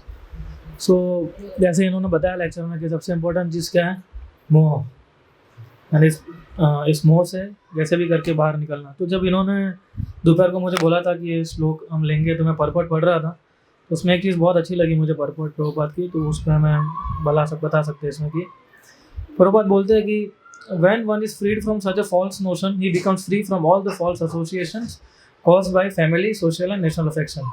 These faulty association bind one to this material world. After this stage, one has to develop spiritual knowledge. अगर आध्यात्मिक ज्ञान अगर हमें प्राप्त करना है तो हमें सबसे पहले क्या करना होगा कि जो फॉल्टी एसोसिएशन है, फॉल्टी एसोसिएशन क्या है कि जो हमें बांधते हैं, जैसे उन्होंने वो श्लोक लिया भागवतम का 558, तो ये क्या करता है, हमें बांधता है ना। हमारे भौतिक संसार की शुरुआत कैसे होती है, एक स्त्री पुरुष से आकर्षित होता है, एक पुरुष से आकर्षित होता है, वही से हमारा संसार शुरू होता है, उससे पहले ज़्यादा कुछ नहीं होता है। तो वो जो अटैचमेंट है, सोशल अफेक्शन है, नेशनल अफेक्शन है, प्रभुपाद बता राष्ट्र के प्रति तो अफेक्शन है, तो ये सारा अफेक्शन जो हमें भौतिक संसार के लिए बांध देता है। जब तक हम उससे नहीं बंधेंगे तब तक हमारा आध्यात्मिक नॉलेज जो है वो कल्टिवेट नहीं आएगा। इसलिए प्रभुपाद आगे लिख रहे हैं, बहुत अच्छा लाइन है वो, कि one has to cultivate knowledge of what is actually his own and what is actually not his own. उसका क्या है और उसका क्या नहीं है, ये नॉलेज कब प्राप्त होगा, जब हम इस फॉल्टी एसोसिएशन से मुक्त होंगे तब। तो इस फॉल्टी संघ से मुक्त होना बहुत ज़रूरी है।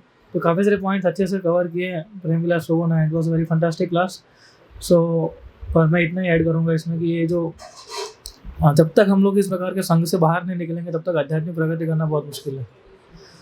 आध्यात्मिक प्रगति एक विज्ञान है, कोई ड्रामा नहीं है, कोई नाटक नहीं है। हम किसी को दिखा नहीं सकते कि चलिए मैं काम करता हूँ, मैं घर पे जो चाहे वो कर सकता हूँ, लेकिन जब फ्राइडे को जाऊँगा मंदिर में, संडे को जाऊँ एकदम धोती कुर्ता पहन के माला करके मैं जाऊँगा, तो भक्ति में ऐसा नाटक नहीं कर सकते। भक्ति कैसे हमारे हृदय से संबंधित है वो।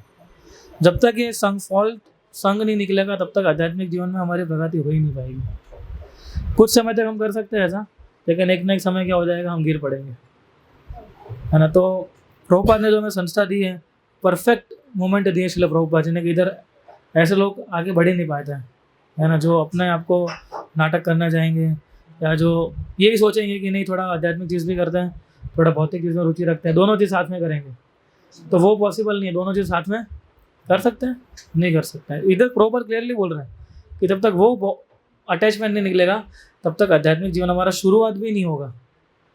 तो कितनी इंपॉर्टेंट लाइन है ये। और फिर उसके बोले कि सर जानना पड़ेगा हमारा क्या है और हमारा क्या नहीं है ना। हम जिसको मान रहे कि सब हमारा, एक्चुअली हमारा है ही नहीं, यही सबसे बड़ा मोह है। जिसको हम समझते हैं कि सब मेरा है, वो हमारा है ही नहीं, एक्चुअली बाद में मालूम पड़ता है कि हमारा है ही नहीं कुछ। जब भागवतम पढ़ते हैं, जब भगवद गीता पढ़ते हैं, तब पता चलता है हमें कि ये तो हमारा, जिसको मैं अपना समझ रहा तो अपना है ही नहीं। और भौतिक संसार हमें बार बार संदेश भी देता है ना। आप में से कितने लोग हैं जिनको धोखा मिला हुआ लोगों, दूसरे लोगों से मिला है, अपने सगा संबंधियों से मिला है, दोस्तों से मिला है। तो भगवान हमें हिंट भी देते हैं और फिर भी हम नहीं समझते, फिर हम समझते हैं कि नहीं ये सब अपने ही है, ये सब अपने ही है, ऐसा करके। सो कृष्ण इज़ वेरी काइंड कि हमें ऐसे संदेश भी भेजते हैं, मैसेजेस देते हैं वो भी हमें, लेकिन वो मैसेज को हम समझ नहीं पाते। क्यों नहीं समझ पाते? क्योंकि हमारा आकर्षण इतना तेज हो गया है, हमारा मोह इतना तेज हो गया है कि हम उसको ले ही नहीं पाते हैं। तो बहुत महत्वपूर्ण श्लोक है। और जैसे इन्होंने बताया कि जो मटीरियल लस्ट है उससे काफ़ी हमें मुक्त होना होगा। जब तक उससे मुक्त नहीं होंगे तब तक इस भौतिक संग बंधे रहेंगे। उससे मुक्त होना बहुत ज़रूरी है और उसके लिए क्या है, बहुत स्ट्रॉन्ग साधना चाहिए हमें। अनटिल अनलेस हम स्ट्रॉन्ग साधना नहीं करेंगे, अनटिल अनलेस हमारा कॉन्शियसनेस ऐसा नहीं रखेंगे, तब तक हम वो उससे मुक्त नहीं हो पाएंगे, है ना। तो जैसे हमें खराब विचार आते हैं मन में, जैसे हमें दुष्विचार आते हैं, तुरंत हमें क्या करना चाहिए, हमें तुरंत ही कृष्ण को याद करना, तुरंत नरसिंह आरती गानी चाहिए, है ना। तुरंत ही हमें माला लेनी चाहिए, immediately, without a second thought. जैसे सेकंड थॉट लेने गए तो समझो मर गए। लस्ट ऐसी चीज़ है कि जिसको आपने थोड़ा सा भी आपने अगर उसको हवा दे दिया तो समझो वो आग की तरह बढ़ जाएगा एकदम।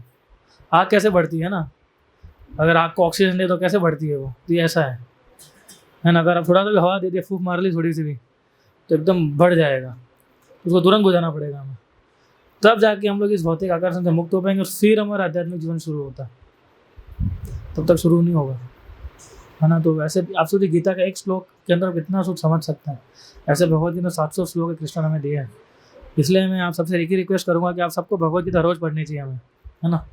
मेरे गुरु महाराज बताते हैं कि जब भी कोई जो व्यक्ति हर रोज़ भगवद गीता पढ़ता है उसका बुद्धि जो है वो स्ट्रांग होता है। अगर इंटेलिजेंस स्ट्रांग करना है तो उसको करना चाहिए भगवत गीता रोज पढ़नी चाहिए, every day at least 15 minutes time. एक श्लोक पढ़िए, 2 श्लोक पढ़िए, भागवतम पढ़िए, सब कुछ पढ़िए, कोई डाउट नहीं है उसमें। पहले भगवत गीता 1 श्लोक पढ़िए, दूसरा 2 श्लोक पढ़िए उसका। हमारे एक सन्यासी बोले ना प्रहलानंद स्वामी, वो 150 से ज़्यादा भगवत गीता पढ़ चुके, 150 से बार, मोर देन 150 टाइम्स। प्रहलानंद स्वामी तो गुरु हमेशा एग्जाम्पल देते थे इनका, महाराज का, कि he has red 150 times Bhagavad Gita. सोचिए आप, यानी वो रोज पढ़ते होंगे, तभी तो इतना पढ़ पा रहा है वो। And is one of the strongest personality in ISKCON. मतलब संन्यास मिनिस्ट्री खुद चलाते हैं वो। जो भी सन्यासी निकलते हैं तो उनके अप्रूवल से निकलते हैं। सोचिए उनका कॉन्शियसनेस कितना हाई होगा। तो भगवत गीता हमें एकदम तेज बनाती है हमारी बुद्धि को। तो हम सबको एवरीडे गीता को पढ़ना चाहिए, है ना। तो अभी से आप लोग ये प्रण बना लीजिए कि एवरीडे हम गीता का 1 या 2 श्लोक पढ़ेंगे। दूसरा पढ़ना है, छोटी किताबें हैं, भागवतम पढ़िए, गीता भी पढ़िए साथ में, है ना। ठीक है, हरे कृष्ण। क्वेश्चन ले सकते हैं, 1-2 क्वेश्चन ले सकते हैं अगर किसी को पूछना हो तो। You can also. जैसे कि प्रभुपाद जी क्लियरली कह रहे हैं कि मतलब मनुष्य शरीर जो मिला है वो सेक्स की वजह से छूटने के लिए, और हम ये देखते हैं कि वो चीज़ें हमारे अंदर इतनी ज़्यादा मतलब कवर्ड कर रखी है कि उससे निकलना बड़ा मुश्किल है। हाँ, एक्चुअली हमारा एक दुर्भाग्य है कि हमें इस्कॉन में बहुत समय के बाद आने को मिला, है ना। कि हम लोग अगर हमारे तो बच्चे हैं, उनको थोड़ा ज़्यादा अच्छा मौका मिला है, लेकिन इसका हम क्या कर सकते हैं अभी, है ना। इसका तो हम कुछ कर नहीं थे जब से मिला था। इनका प्रश्न ये है कि जैसे प्रभुपाद बता रहे हैं कि मनुष्य ने इसलिए मिला है ताकि हम सेक्स लाइफ से मुक्त हो सके, लेकिन ये चीज़ हमारे अंदर इतनी गहन हो चुकी है, उससे बाहर निकलने में बहुत मुश्किल हो जाता है।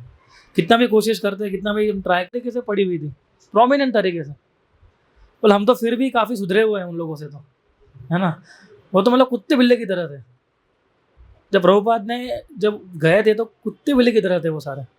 पर आप सोचिए कि भक्तों का संग, एक जो आचार्य होते हैं संग, सब कुछ उनमें से सारे दुर्गुण बाहर निकाल सकता है, और वही लोग सन्यासी बने। कभी किसी ने सोचा हो कि ऐसे लोग सन्यासी बन सकते हैं, ऐसे लोग अपने इंद्रियों को संयम में रख सकते हैं? तो नहीं रख सकते ना वो। तो उसका कारण क्या था? एक था प्रभुपाद का संग, यानी भक्तों का संग, और दूसरा क्या था? भागवत श्रवण। जब हम ये करते हैं, और हमें एक वर्ड आता है इंग्लिश में जो प्रभुपाद ज़्यादा यूज़ करते हैं जिसके लिए, कि जो तो डिलीजेंटली तो नहीं, पर don't you know the word और नॉट, इंग्लिश में बहुत अच्छा वर्ड प्रभुपाद यूज़ करते हैं कि हमें diligently we have to avoid this kind of life, है ना। यानी कि हमें कॉन्शियसली अवॉइड करना है उसे। कॉन्शियसली हमें we have to consciously avoid sex life, है ना, कि तभी हम उसमें आगे बढ़ पाएंगे, है ना। तो जैसे ही कभी भी हमें ऐसा होता है, ऐसे विचार आते हैं, खराब विचार आते हैं, ऐसा नहीं है हम विवाहित होते हैं लेकिन फिर भी हम दूसरे की स्त्री से आकर्षित हो जाते हैं, होते कि नहीं होता। आजकल लोग कॉमन हो गया है ना ये सारी चीज़ें, विवाहित लोग भी दूसरी स्त्री के प्रति आकर्षित हो जाते हैं। तो ऐसा किस लिए होता है? क्योंकि हमने प्रयास नहीं किया है। तो भक्तों का संग एक हो गया ये, उसको बाहर निकालने के लिए, और दूसरा क्या हो गया? ये भागवत श्रवण। और हमें कॉन्शियसली अवॉइड करने का मतलब है जैसे जैसे खराब विचार आते तुरंत immediately we should have some spiritual practice in our hand. Narsingh aarti तो गा ही सकते, माला भले शायद ना हो हमारे साथ, एटमॉस्फेयर चेंज कर लो, है ना। रूम पे हो तो रूम से बाहर निकल जाओ, नीचे चले जाओ। आप देखिए अगर हम ऐसा कुछ कॉन्शियसली करेंगे ना तो 5 मिनट के अंदर वो थॉट भी चली जाएगी हमारे दिमाग में से। ये सब कैसा किस्सा होता है? 2-5 मिनट का ही किस्सा होता है, और ज़्यादा लंबा नहीं होता है ये सारी चीज़, है ना। तो हावी इसलिए हो रहा है हमारा, इसलिए हम उसको नहीं निकाल पा रहे क्योंकि हमने उसको बहुत प्रैक्टिस नहीं किया हम लोगों ने, इसलिए। अभी प्रैक्टिस करना शुरू कर रहे हैं हम लोग। आप सोचिए, इट विल टेक टाइम। ऐसे एक दिन में नहीं हो जाता है सारी चीज़ें, है ना, ख़त्म। उसको टाइम लगता है, इट विल टेक टाइम। अगर हम इसलिए साधना स्ट्रॉन्ग करनी पड़ेगी हमारी। सुबह जल्दी उठ जाना पड़ेगा, है ना। 16 राउंड्स मीन्स विगरसली और जेन्युइनली कृष्ण को प्रार्थना करते हुए हमें जेन्युइनली 16 राउंड्स करने हैं हमें, ठीक है। और फिर हमारा आध्यात्मिक जीवन तो कैसे मूड होता है। इसलिए जब तक हायर टेस्ट नहीं मिलेगा तब तक लोअर टेस्ट नहीं जाएगा। समटाइम्स लोग पूछते हैं कि how somebody can control such kind of things. तो उसका आंसर एक ही है कि जब कोई व्यक्ति, हायर टेस्ट क्या है? मंगला आरती में रुचि उत्पन्न होना, ये हायर टेस्ट है। हरिनाम में रुचि उत्पन्न होना, ये हायर टेस्ट है। भक्तों का संग में रुचि उत्पन्न करना हायर टेस्ट है। जब इसमें आनंद आएगा ना तो ये सारी चीज़ हमें एकदम कैसी लगेगी? मल जैसी लगेगी, यमुनाचार्य कोई हमारे आचार्य ऐसा बोलते हैं, यमुनाचार्य बोलते हैं ना एकदम मल जैसा लगेगा उसके सामने आपको ये। तो भगवान की जो भक्ति है वो इतनी हायर लेवल की है। तो प्रभुपाद के साथ जब ये जो सन्यासी जो ये वैष्णव है वो कैसे आगे बढ़े हैं, इसीलिए व्हेन प्रभुपाद ने बोला कि when give them higher taste तो लोअर टेस्ट को भूले वो, तब वो ड्रग्स को भूले थे वो, है ना। सो प्रैक्टिस करने से हमें बहुत विजिलेंटली प्रैक्टिस करना होता है ना। आप देखिए नारद मुनि बताते हैं कि वो किसका उदाहरण लेते, आग और बटर का उदाहरण लेते हैं, है ना। उदाहरण सुना आपने, नारद मुनि उदाहरण देते हैं कि बटर को आप 20 साल भी आप फ्रीजर में रखो, उसको जैसे आग के सामने जाएगा कैसा हो जाएगा, तुरंत पिघल जाएगा, है ना। तो ये ऐसा है, जैसे हम आग के सामने जाएंगे, जैसे हम उस प्रकार से हमारा थिंकिंग आएगा तो तुरंत ही हम पिघल जाएंगे। फिर ऐसा नहीं है तब फिर आप सोचोगे कि नहीं मैं तो इतने सालों से कृष्ण भक्ति कर रहा हूँ, ये कर रहा हूँ, सब फेल हो जाएगा। ऐसे कितने उदाहरण है हमारे साथ। सौबरी मुनि कहाँ चले, नदी के अंदर चले गए थे, सोचिए आप। उसे सोचा कि बाहर है तो क्या देखने का, अंदर ही चलेगा, कोई देखने को ही नहीं मिलेगा, तो अंदर से बाहर आ गई है। मछली को देख के, मछली को देख लिया और तुरंत बाहर। और जब फिर वो डिज़ायर कैसी होती है, एकदम ब्लास्ट होती है। फिर एक तो इतनी दवाई होती है डिज़ायर को, है ना, फिर स्प्रिंग होती है ना, उछलती है फिर सीधा। तो सौबरी मुनि ने फिर कितनी लड़कियों से शादी किया, 50 लड़कियों से शादी किया, 50 है ना। सो विजिलेंटली और हमें इस प्रकार से अवॉइड करना चाहिए। इसलिए हम बोलते हैं ना कि नैतिक तरीके से हमें एक विवाहित रूप में हमें संग करना चाहिए, है ना। That is restricted sex life, है ना, वहाँ तक ठीक है ना। फिर हम अगर बाहर अगर हम फाफे मारेंगे तो वो अच्छी बात नहीं है ना। तो we have to practise it, और प्रैक्टिस किए बिना कुछ होगा नहीं ना। तो ये प्रैक्टिस ही इसका सॉल्यूशन है, ठीक है। और भगवत गीता पढ़िए, जब भी कोई मुश्किल आती है कोई भी चैप्टर खोल कर पढ़िए, सी आपके अंदर कितना ट्रांसफॉर्मेशन आता है ना। कई बार हम लोग ऐसे ही खोल के बैठ जाते हैं, जो भी श्लोक आया वो, है ना। तो बस उसको कंटेम्पलेट कीजिए, उसको पढ़िए। मतलब ये इमरजेंसी सिचुएशन बोल रहा हूँ, बाकी हमें रेगुलर पढ़ना ही है चैप्टर वाइज। और कभी भी ऐसा हो गया तो हम कोई भी ऐसा गीता का कोई चैप्टर खोल दिया हमने और हम पढ़ने लगे, तो that will nurture our intelligence. और हमारी बुद्धि जितनी आगे बढ़ेगी उतना हमारा कॉन्शियसनेस आगे बढ़ेगा। फिर हम जैसे बताया ना इन्होंने सत्वगुण पे, तो फिर हम आएंगे। सत्वगुण में नहीं आएंगे, सत्वगुण में बहुत मुश्किल है। To totally change your lifestyle, खाना सोना सब कुछ नियंत्रण करना पड़े, तब जाकर हम सत्वगुण में आ पाते हैं।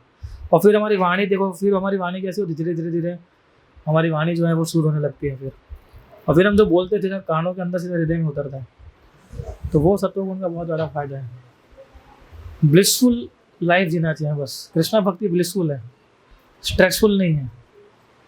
और नहीं हो रहा है तो चिंता नहीं करना है, ऐसा नहीं, फ्रस्ट्रेशन नहीं आना चाहिए कि प्रभु जी नहीं हो रहा है। प्रयास करते रहिए बस, धीरे धीरे धीरे धीरे। देन कृष्ण हमारा क्या देखते हैं, सिंसियर एंडेवर्स देखते हैं। कृष्ण ये कितना सिंसियर एंडेवर कर रहा है। एक्चुअली हमारे एंडेवर से कुछ नहीं होने वाला है। कृष्ण जब देखते हैं हमारा सिंसियर एंडेवर कितना है, और फिर वो कृपा देते हैं, उस कारण से हम लोग सारी चीज़ों से बचते हैं। बाकी हमने हमारे एंडेवर से हम कुछ नहीं कर पाते। हम जब जैसे सोचेंगे मेरे एंडेवर के जैसे, देखा प्रभु जी मैं हर रोज मंगला आरती आता हूँ ना, इसलिए मेरे साथ ऐसा हुआ। हम मंदिर में रहते हैं, हर रोज मंगला आरती आते हैं, इसलिए इतने सारे चेंजेस आते हैं। तो वो एंडेवर नहीं है, that is simply causeless mercy of Krishna, जिस कारण से हमारे अंदर अच्छे गुण आने डेवलप होते हैं, और कोई है नहीं ऐसा, ठीक है ना। तो हम एंड करते हैं इधर। हरे कृष्ण। हरे कृष्णा। तो बच्चों को बुला सकते हैं, प्रभुपाद